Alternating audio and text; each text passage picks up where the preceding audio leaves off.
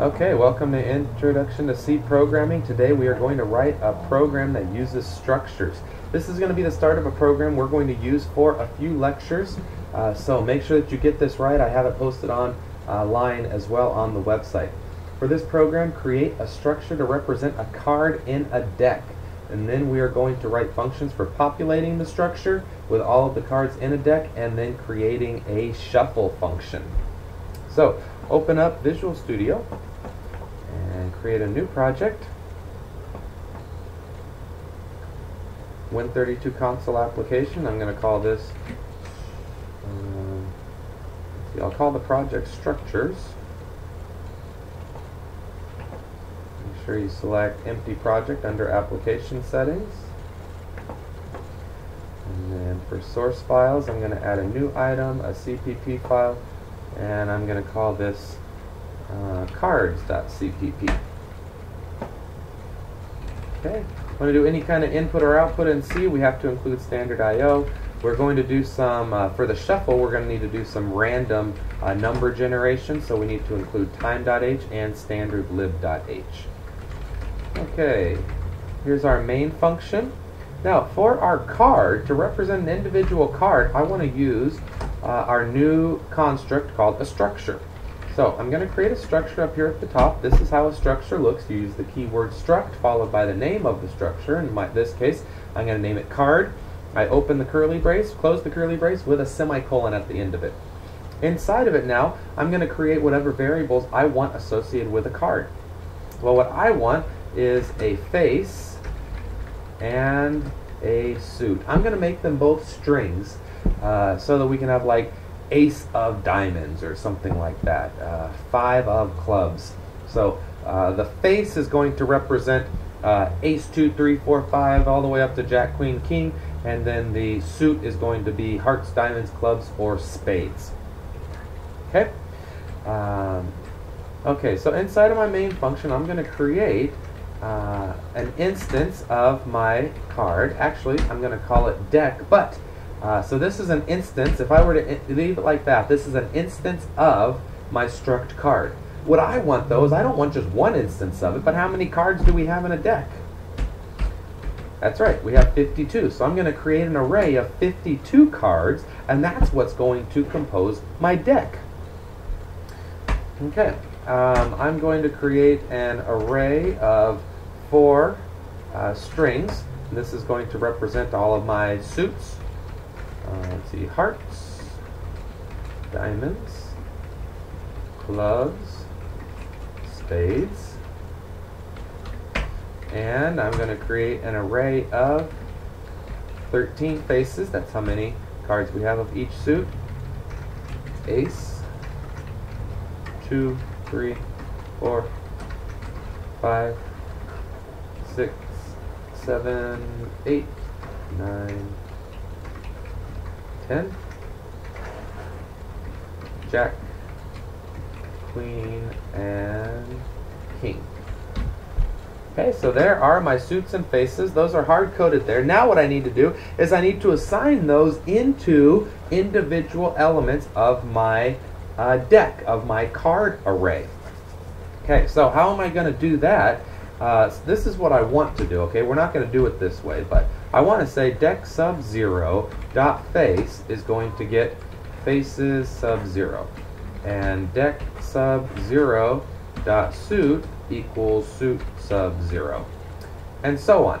But then when I get up to, and all of the suits are going to be the same. So on,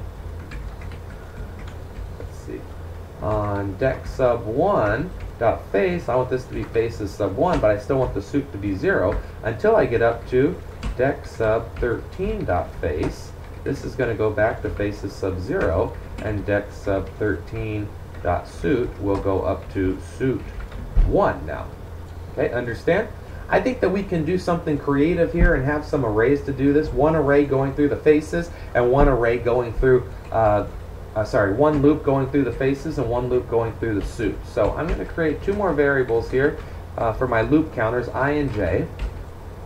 And I'm going to have I going for the suits. So there are 4 suits. And then I'm going to have j going for the faces, and there are 13 faces. Okay, now a little clever math here, hopefully not too much math for you.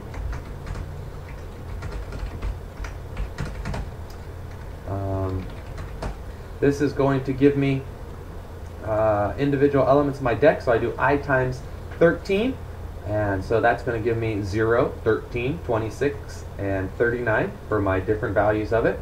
And then I'm going to add j to it, which is going to be between 0 and 13. So the first time it's going to be 0, the second time it's going to be a 1 because I is still 0, and it's going to be that up through 12. And then when I becomes a 1, I get a 13 plus 0, and that makes it a 13, and then I'm on to my next face. So that's going to be faces sub j that goes there, and deck sub I times 13 plus j dot suit is going to be suits sub I. Pretty nifty little way of doing that, right? Because what we're doing is we're taking this two-dimensional array, right, these suits and faces, which is like two different arrays, so we can look at that as a two-dimensional array, and we're trying to combine them down to a one-dimensional array. And this is the little formula for doing that. So, neat little approach there. Okay, let's create a print deck function, and we'll pass our deck into it. So let's come up here and create our print deck.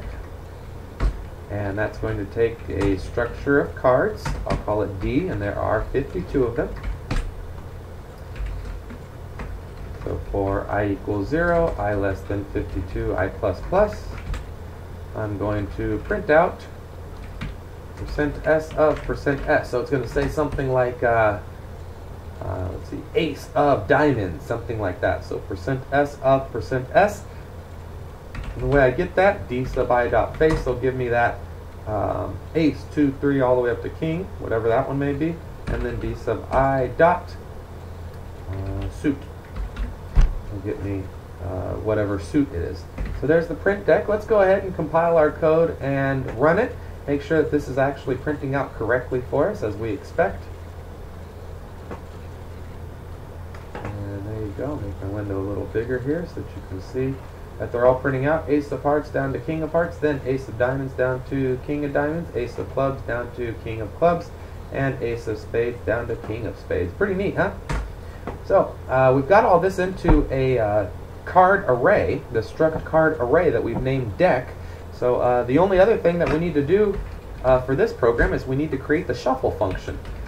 So let's create the shuffle function, and then we'll print out the deck again and see if let's see, I'm going to put another little print line here. So then we'll be able to check and see if the shuffle function works correctly, because we'll print the deck out again right after that, okay? So let's create the shuffle function that takes the struct of cards, 52 of them. I'll name it D again, just like I did in the print deck function. Okay, now we need to figure out how are we going to shuffle our deck. Okay, so the way that we're going to do this shuffle is we're going to get a random number, and so that we get a random number on all of our cards, we're going to do 52 random numbers, and we're going to make it where it's random between 0 and 51. And then we'll just perform a swap on each card based on whatever other random number comes up. So I'll show you how we're going to do this. So I'm going to iterate through all 52 of my cards. And in here, I'm going to get a random number and then perform a swap. So I'll put a little comment here. Get random number between 0 and 51. Perform swap. Okay? So I need to, how do I get a random number? Well, I do that srand, and I seed it with the system time. And then I can just call that rand, and I'm going to mod it by 52 so that I get it between 0 and 51. The one other thing that I need if I'm going to perform a swap is I need this, I need a temp variable. So I'll get a temp structure so that I can perform that swap on it. Okay, so in here, get a random number between 0 and 51. Well, the way that I can get my random number is I call rand, and then I mod it by 52. And that's going to give me a random number between 0 and 51. To perform my swap, I'm going to get my card into my temp variable. I'm going to reassign d sub I to d sub random number. And then the sub-random number is going to get my temp. And that should perform my shuffle for me. So what it's done is it's gone through all 52 cards and it swapped each card with another card which was determined from this random number. So it's going to have swapped all 52 cards with another card, but as they've already been swapped, you might be swapping a card with a card that was already swapped, if that makes sense. So this is probably going to give us a decent shuffle. Let's take a look here at what happens.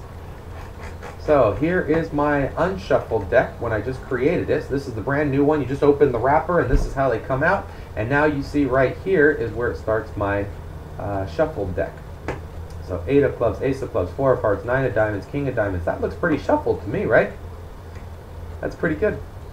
So we've created a shuffle function now. We can print out the value of our deck, and we've created this structure. So we have our deck with 52 cards in it. So this is a good start for us.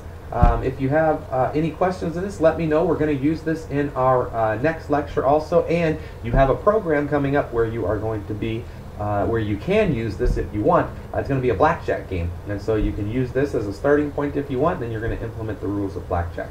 Okay, if you have any questions, let me know. Good luck.